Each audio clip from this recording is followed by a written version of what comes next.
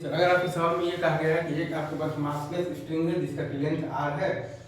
ठीक है सर, और उसके एक पर एक पार्टिकल है ऑफ मास m और उसको हम लोगों ने basically under of the 5g speed दिया हुआ है, ठीक है sir.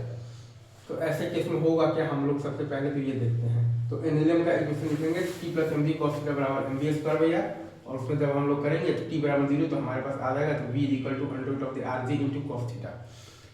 t plus M V cos theta बराबर एम वी स्क्वायर भैया, और उसमें जब हम लोग करेंगे तो t बराबर 0 तो हमारे पास आ जाएगा तो v equal to under of the R G into cos theta, right. और फिर हम लोग लगा देंगे work energy theorem, minus M G R into one plus cos theta बराबर half into M into R T into cos theta minus half into M into 5g R. फिर हम लोग लगा देंगे वर्क एनर्जी थ्योरम, तो minus M G R into one plus cos theta बराबर half into M into R G cos theta minus half into M into 5g R, right.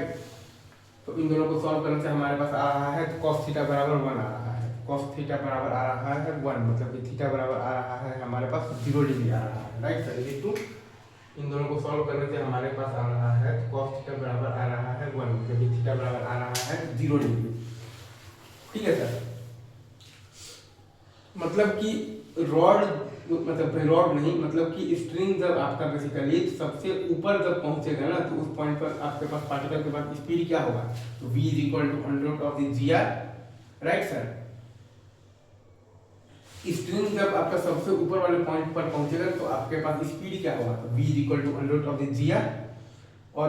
आपका string में tension 0 है। स्ट्रिंग जब आपका सबसे ऊपर वाले पॉइंट पर पहुंच रहा है तब आपका स्ट्रिंग में टेंशन 0 है और पार्टिकल के पास स्पीड क्या है, v is equal to under root of the G R. String जब आपका सबसे ऊपर वाले पॉइंट पर पहुंच रहा है तो उस मतलब भाई टाइम पर आपके पास स्ट्रिंग में टेंशन 0 है लेकिन पार्टिकल के पास स्पीड है, v is equal to under root of the G R. आपका जब पार्टिकल आपका जब सबसे ऊपर वाले पॉइंट पर पहुंच रहा है तो उस टाइम पर स्ट्रिंग में टेंशन 0 है लेकिन पार्टिकल के पास स्पीड है under root of the G R. आपका जब पार्टिकल जब सबसे ऊपर वाले पॉइंट पर पहुंच रहा है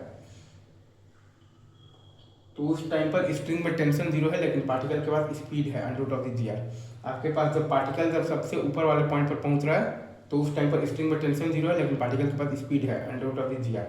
आपके पास जब पार्टिकल जब सबसे ऊपर वाले पॉइंट पर पहुंच रहा है तो उस टाइम पर स्ट्रिंग में टेंशन 0 है लेकिन पार्टिकल के पास स्पीड है under root of the G are,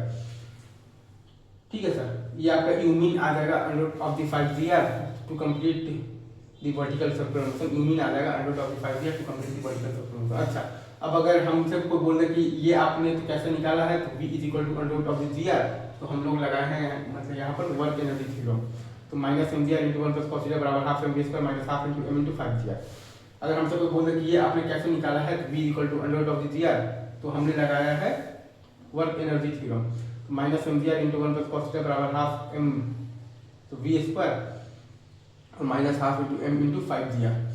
minus M G R into one plus cos theta बराबर half M V square minus half into M into 5g R. Cos theta बराबर 1 रखिएगा तो v बराबर आपके पास आ जाएगा under root of the R G. इसमें जब आप रखिएगा सर कॉस थीटा बराबर 1 तो v बराबर आपके पास आ जाएगा under root of the R G. इसमें जब आप रखिएगा सर कॉस थीटा बराबर 1 तो v बराबर आपके पास आ जाएगा under root of the R G. Easy, आगे बढ़े।